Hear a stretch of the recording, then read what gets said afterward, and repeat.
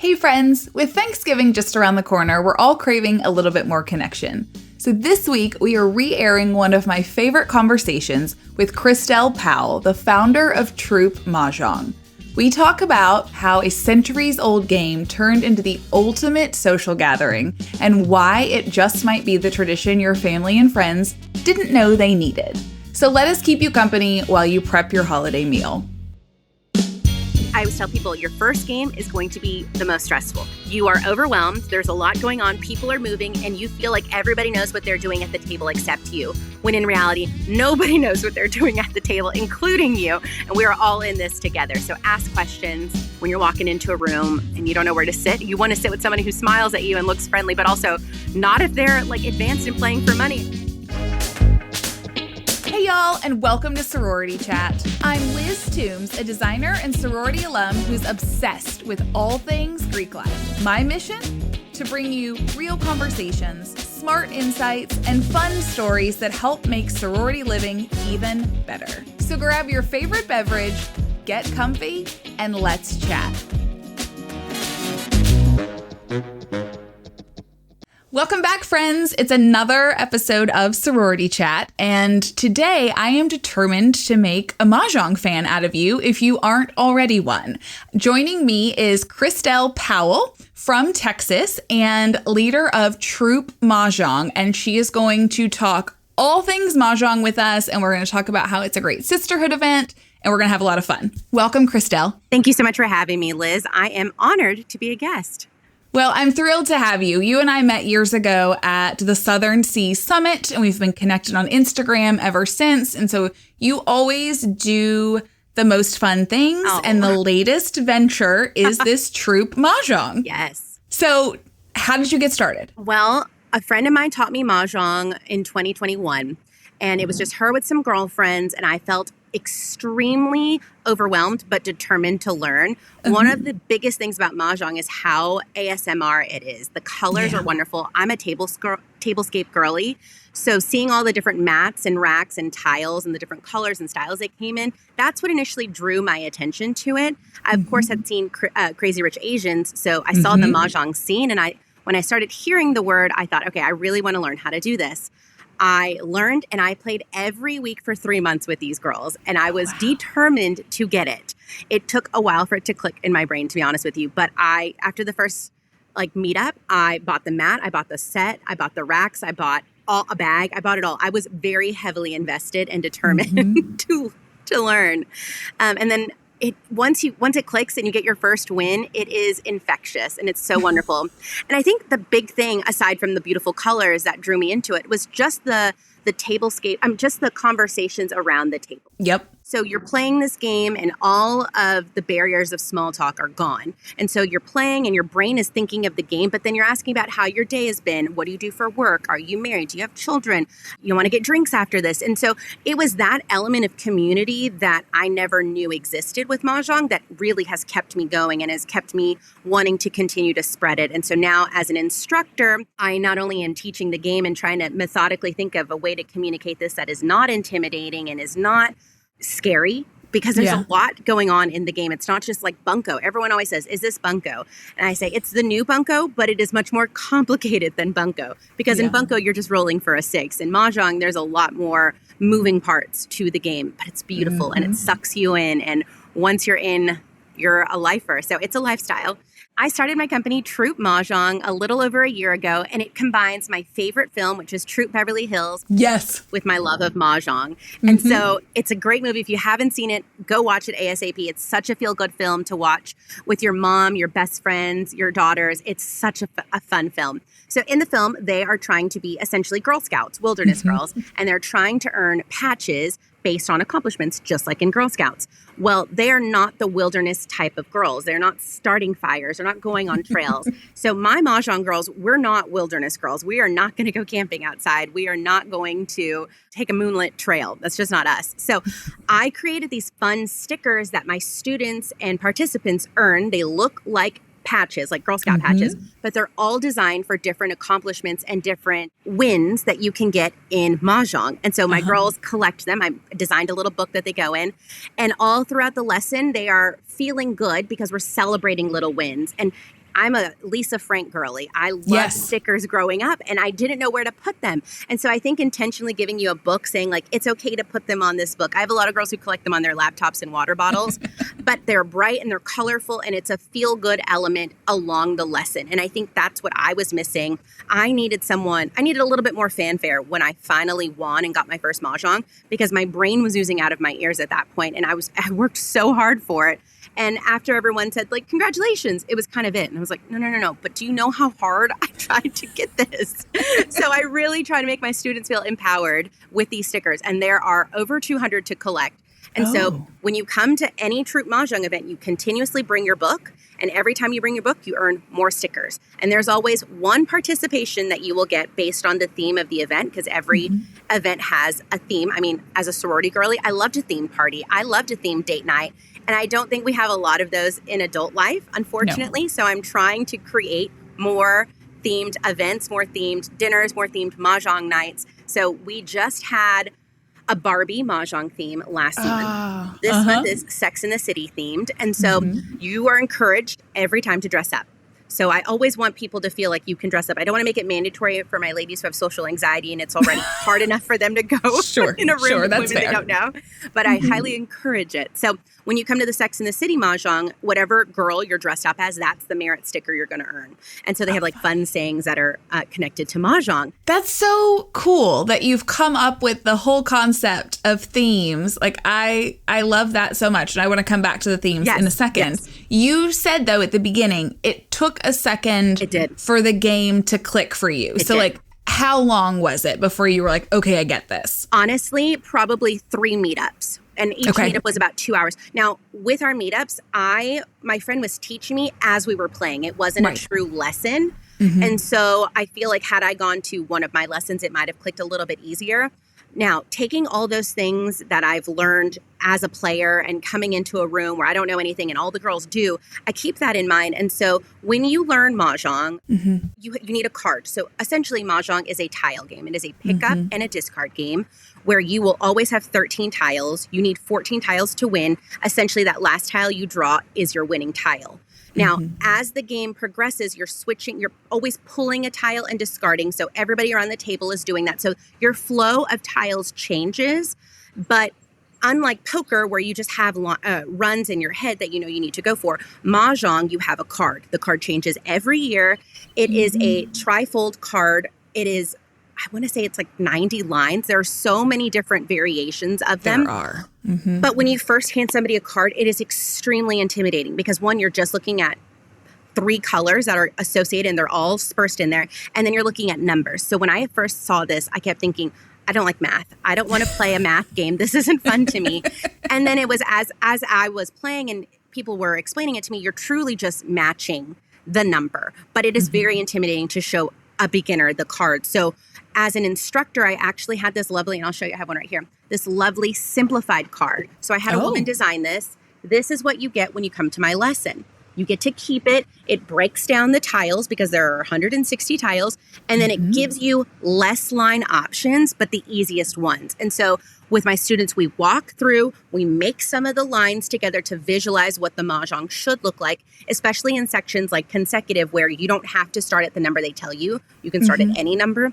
And so we do that as a table. There's 4 to a table. And I think the visualization of that and kind of the touching of it feels a little bit more like you're in control of learning, as opposed to someone just speaking to you and saying, like, you'll figure it out. Because no, you should definitely have a little bit more hands-on instruction. And so that has helped. I teach all the time now, and I love it. Seeing women click, seeing the game click in your head and seeing women form these connections and these friendships is what led me to want to create Troop Mahjong Society, which is a separate portion of my company. It's a member-only portion. So just like in recruitment and in a country club, you have to apply to be in it. There is a long little form. You will link a photo of yourself. You will link your social media handles. You will tell me what you do. You'll tell me why you want to join. There's a bunch of other questions about Mahjong, about your life, because I really wanted to be intentional and curate a wonderful community of women, both local and throughout the United States, that could be in my society. So I think we have 100, and I think we're just shy of 190 ladies. Oh, wow. And it is incredible. We just launched, I think in April. It's been great. That is so cool. It is. And I love seeing it. I came from junior league. I did 10 years in junior league and I loved it. Same. We have a very similar life path. The sorority, the junior league, the Troop Beverly Hills love, give it all to me. Exactly. And I think there's more of us out there, which is why I'm trying to make myself more available for people to find me. Like, come join the society. We want you here. Yes, I am making sure you're a certain type of woman, but it's mostly just that you're going to be normal and like what I have to offer in a society. But it is incredible. So I tried very hard to, as an influencer, I used to get a lot of PR boxes. And you get a lot of brands sending you gifts and you feel so special because they go above and beyond. They're putting their best foot forward. They are using the branded tissue paper. They're using the sticker. They are writing you a hand note. They are including other things in their brand that maybe other customers wouldn't have access to. So with my Troop Mahjong Society members, I wanted to curate a welcome box that was above and beyond. And I wanted them to essentially feel the way I did as an influencer receiving these PR boxes. Yeah. And so the welcome boxes are gorgeous. They're beautiful. I've partnered with so many of my Mahjong small business friends to include them. And it is wonderful. So obviously they got green berets and heart-shaped sunglasses.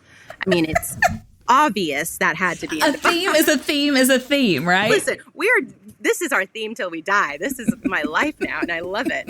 So again, I'm thinking, how can I make this more Troop Mahjong like? How can I make this more Troop Beverly Hills like? So now we have Camp Troop Mahjong coming up. So it's supposed to be your summer camp for adults mixed with dinner parties and Mahjong. So we're not going to be doing anything outdoorsy except pool Mahjong. Thank goodness. Mm-hmm. But it's at the end of July. We sold out. We have 40 lovely campers attending.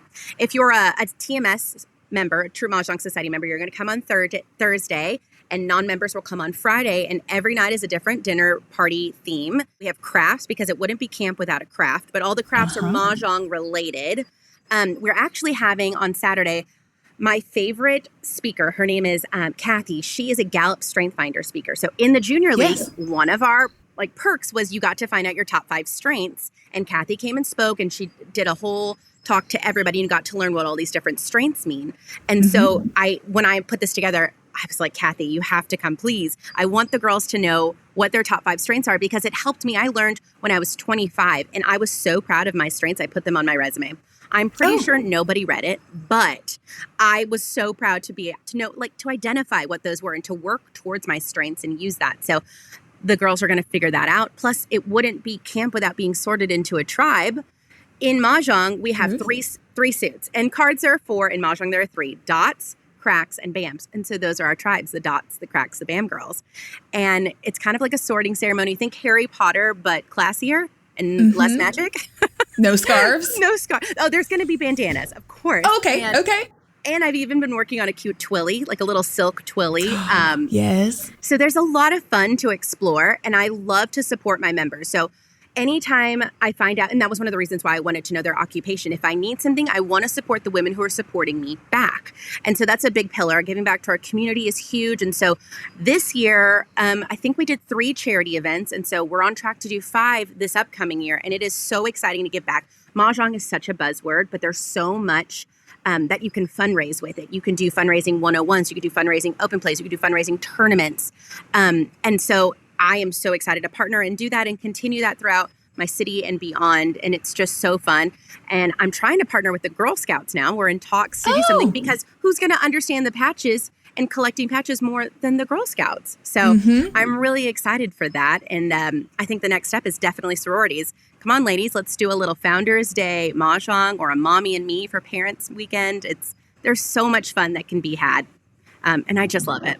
There really is. And we're starting to see more requests for putting Mahjong tables in the house so that they can get in there and play and have that opportunity. And I just love it because it's put the phone down and do something else. Exactly. And like you talked about, there is so much to read on that card. I always say, I've played twice now, and I say it's breaking my brain. Because you're constantly trying to, based on your tiles that are changing, figure out which line you're going to go after. And so I just need to practice more. But all of the things that you said really attracted you to the game. Yes. That's how I feel. The aesthetics, the mats, just the sound of it all, the tiles. Like, I'm obsessed. And I was like, I think I'm going to be poor because I'm going to buy all these sets because I love all these colors. Liz, I have so many sets. It's not embarrassing because this is my job. I always tell my husband I'm growing a Troop Mahjong empire, but I mean, I have a lot of sets and I love them because they're different personalities. That's what I tell people. Yes. There's different themes. When my company turned one of the companies was kind enough to send me the happy birthday theme to say happy birthday for turning one. And they put they engraved my logo on the back of the tiles. I mean, you can do anything. It's incredible. I love seeing all these different brands come up. I mean, when I first learned, there was one brand. And so when I give my lesson, I always talk a little bit about the history of Mahjong. So a brief history. Mahjong was created in Shanghai, China in the mid-1850s. It was originally designed to be a gambling game for men, kind of like poker. So they would play at business meetings or they would play at dinner parties and they would play for money. Now, there are still some women who play for money. And if you're ever curious about that, just look at the value line on the card. And that's typically how much they were playing for. Yeah, that threw me off when I first read the card. I was like, what is this value? And then that's when the teacher said, well, it's if you're choosing to put money in the pot. Or points, yes. So at that time in Shanghai, we had a large hub of Americans living there for business dealings and military purposes. Now, at the time in the 1800s, if you wanted to be social, you had to leave your house. So the women are in the city center, they're in the libraries, they're walking around town and they're watching locals play this game. And if you've ever been around someone playing Mahjong, you know the sound. Like when they're shuffling, it's a lovely sound. It's one of my favorite sounds because it means we're about to play Mahjong. So the locals started teaching them. And then at the turn of the century, when the Americans started making their way back to New York, they brought the game back with them. And by the 1920s, it was huge. President Harding and the First Lady were playing Mahjong in the White House. And we see debutantes having Mahjong incorporated into their coming out seasons. And it was just lovely. And I absolutely love looking at old vintage photos of people playing Mahjong. You will see people in their furs, in their coats and ballrooms and suits and gowns playing. And it's lovely. It is a game that has transcended through the decades and is such a fun game to play with your husband, your boyfriend, your girlfriends, your family. I've started teaching little kids now, so I will teach 7 and up. And they pick it up so fast, Liz. It's insane. I feel like they're just smarter than us. They get things intuitively and they jump right in. We kind of get in our own way. That's the key. They don't overthink it, whereas we are overthinking it. At least I am. Or I was. Me too. But it's fun, and it's so nice to see a mom and daughter bond over this, like a little tween who says, Mom, when we get home, can we play Mahjong together? Like, that warms my heart, because now she's not on TikTok. She's not on her phone. She's having bonding quality time with her mom, and I love to encourage that. I have a wonderful mom and a wonderful relationship with her, and we play Mahjong now, and even my mother-in-law and I play, and it's just so fun, because you're right. You're disconnecting. You're off of the phone. You're just playing, and you're using your brain, which is why there's so much research developed to the brain health behind playing Mahjong and how good it is for you, because you're exercising your brain muscles. It feels like a brain workout almost by the end of it, but it's a good time. And I highly encourage anybody, if you are struggling with Mahjong, send me a DM, send me an email. I will gladly walk you through it. And I always, since I give these out to my students, I will always gladly email them to somebody and say, here, play it. My goal is to make you love the game, not to intimidate you with all the rules and all the fun. That is like oozing off of you, right? You're excited about it. You love it. You want to have other people love it. And so that's why I knew you would just be the perfect person to come on and to talk about this. Oh, thank you. So talk about that card for a second. Yeah. Like, what ended up sparking in your brain that you were like, oh, I got to simplify this and like try to make it easier for people? One, my overwhelming sense when I first viewed the card. I have a master's degree, and the first thing I thought was, I'm not smart enough for this game, which is not something I want people to feel. It was just a lot. And especially when I had walked into the room, there was 3 tables, so there's about 12 of them. I knew no one. All of them had been friends. So I was already feeling socially intimidated because I wasn't part of the clique yet. And I don't have children, and all of them are moms. So I didn't know what I could contribute conversationally other than talking about my dogs. So on top of that, and I was feeling overwhelmed. And I did not want that to happen when I was teaching. And when I started teaching my friends for free for about a year before actually officially becoming an instructor. And because I taught so many people, I think that really helped my teaching confidence, because I had answered basically every question at this point. And I really got my feet wet, and it really taught me what works communication-wise. And you can tell when you're looking at a student, like where it's going over and they're not having fun, or they're writing notes, they're shaking their head, they're highlighting. I always say, since this is yours to keep in my lesson, use the back to take notes. Or I give a note-heavy section. I say, if you like taking notes, this is a great section to write down because we're going to refer to it. And a lot of times that's talking about our pungs and kongs and what those are, and then talking about when to pick up a discard, when to use a joker. Like those are all note-heavy things. Mm-hmm. This card essentially right here talks about the tiles. So we have our flowers, winds, and dragons. And then right here are our 3 suits. Yeah. This little bottom portion is going to tell you how important the color change is on this side. So when I teach, I always tell my students, you will be dealt 13 tiles. I want you to think of your 13 tiles as ingredients. Put your ingredients in order by suit and then numerically, and take stock of your ingredients. Now we're going to pretend like we're coming home from work or we're going to make dinner.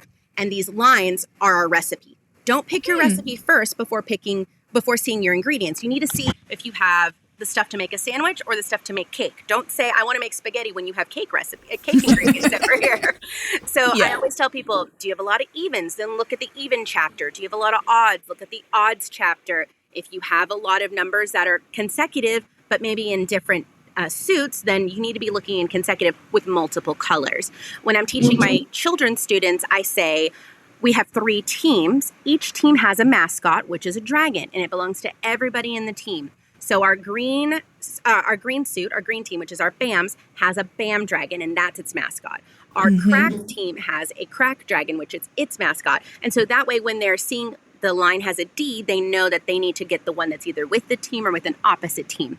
And so I think just communicating it in a way that's a little bit easier than just dots, cracks, BAMs helps, especially my younger students. And thinking about it as ingredients and recipes really helped me because I was the first person thinking, I need to pick a line first. I don't know what to get rid of. I have to pick a line, but think about it the opposite way. Look at what you have before picking a line. And I think that really helps you to feel less overwhelmed. And I always tell students, sometimes it's really clear you get all wins, you should go for wins. And sometimes it's not very clear, and that is perfectly fine. When it is not clear, your goal is to pick one tile you do not need.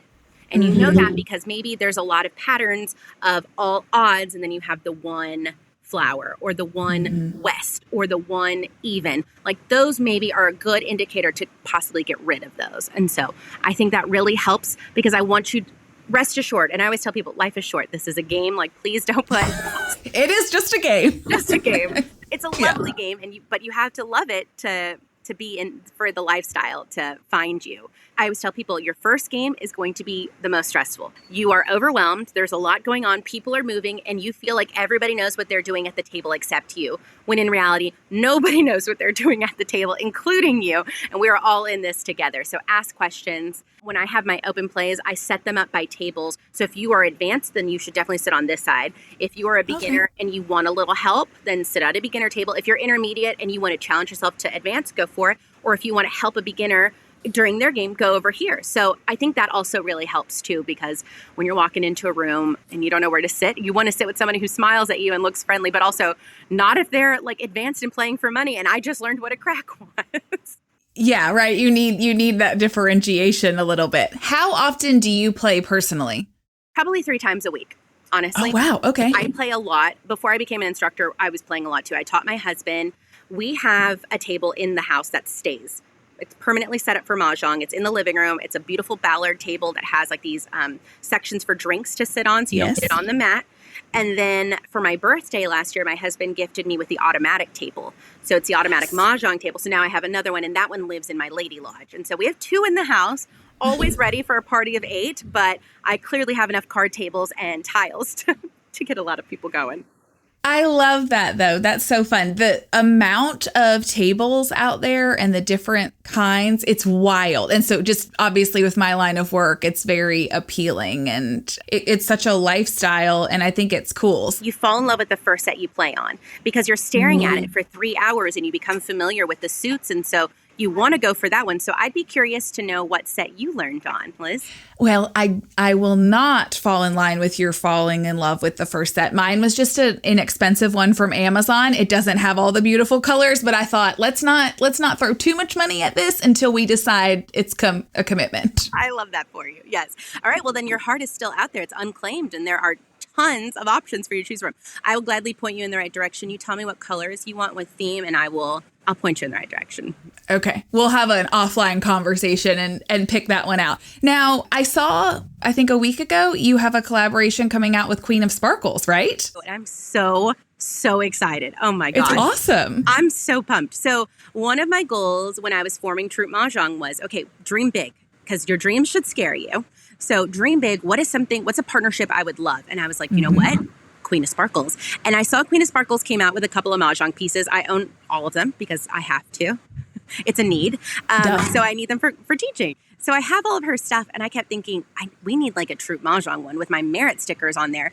So the sweatshirt coming out, it'll be here mid to late August. So kind of soon. Okay. And they let me design it. So I got to pick everything, what we're doing. It's all going to be sequins, of course. It's pink. It's going to be lovely. My friend Cherie Lane is a boutique in Dallas, and so she's going to exclusively carry it for us. Nice. She's also a Troop Mahjong Society member. So right now, I think we've sold a third of our stock, which is insane. And it doesn't open to the public until the 6th. So right now it's only open to Troop Mahjong Society members because that's part of being a member. You get perks and you get special discounts and special insider access. And so they have insider access right now, but it'll go live to the public on the 6th. And I am so excited. I ordered 2 in case I wanted a fitted one and a loose one.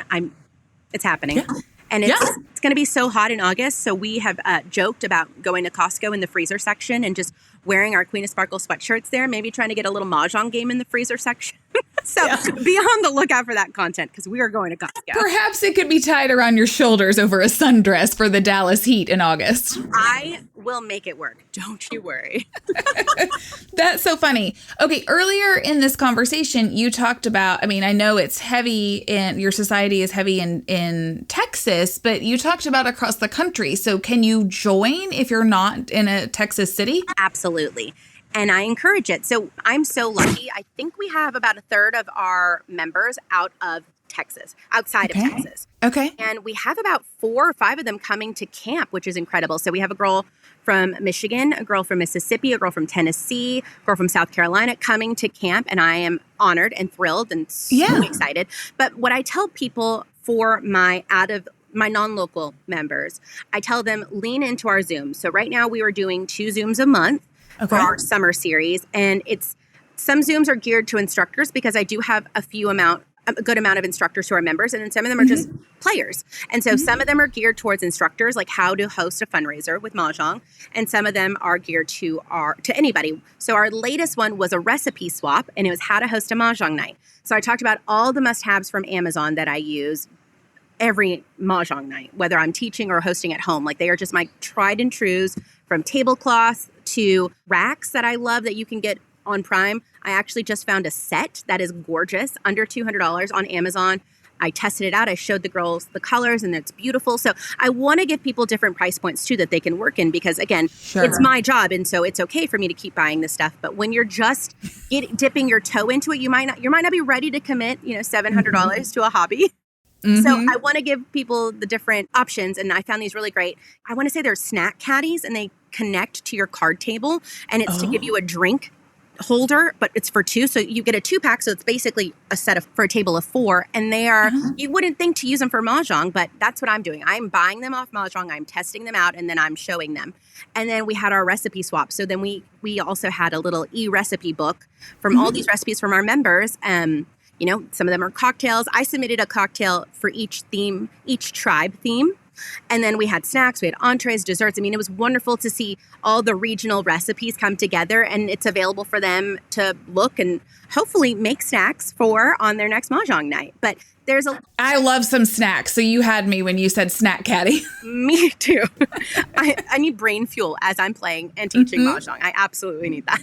Yeah, well, that's super cool. So when you said Tennessee, I used to be in Lexington, Kentucky. And then last year I relocated to Martin, Tennessee. And so just a few weeks ago, I drove back to Lexington for a Junior League Sustainer event to learn to play Mahjong because no one around here is doing it. And so now I'm like, all right, I need to find people to play with so I can practice and get better. So this is great to know that you can do it remotely. And I'll look to see what members I have near you and maybe y'all can meet up because everyone is so lovely in the society. They truly are.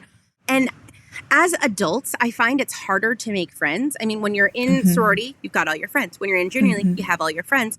And your time expires in those organizations. You age out. Your lifestyle changes. You might not have the time to commit to it. Or like us, we did our 10 years we're ready to go sustainer.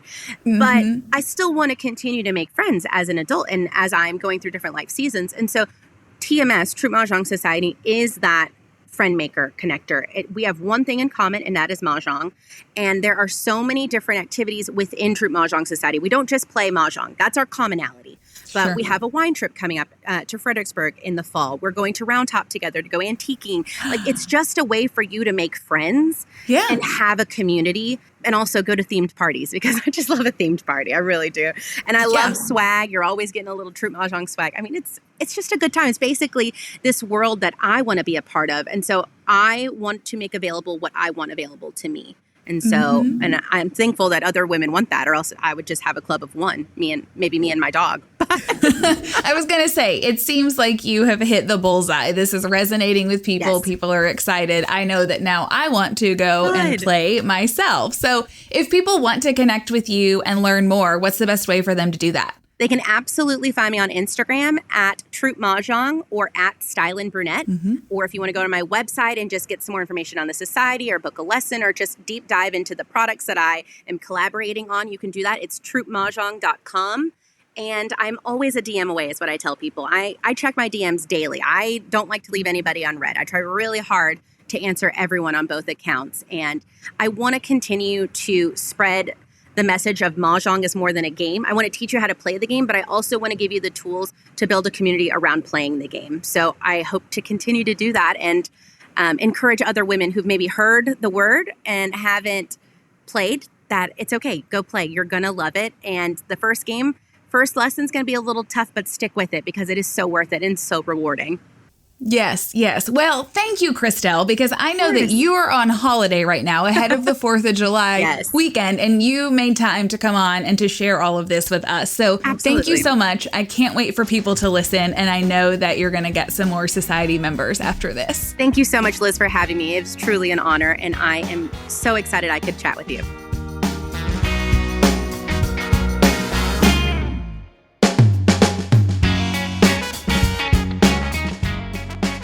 Welcome to Liz's House Hot Takes. This is where I take the lessons I've learned over the last 16 years of designing Greek houses and offer you my pro tip. Here's today's House Hot Take. Don't forget about acoustic design. Pretty is great, but if your chapter room echoes like a basketball court, nobody's hanging out in there. Add fabric panels, area rugs, and upholstered furniture to help absorb sound. A quiet house is a comfy house. Thanks for listening to another House Hot Take. For more inspiration, check out the PDR Interiors Instagram or TikTok. I'm Liz Toombs, and this is the Sorority Chat Podcast. Catch you next time.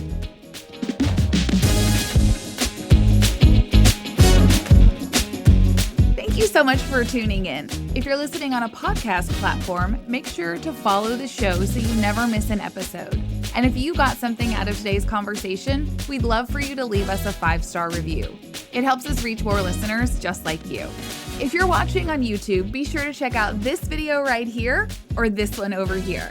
And don't forget to like and subscribe. It really helps us out. On that note, I'm Liz Toombs with Sorority Chat, and I'll see you on the next one.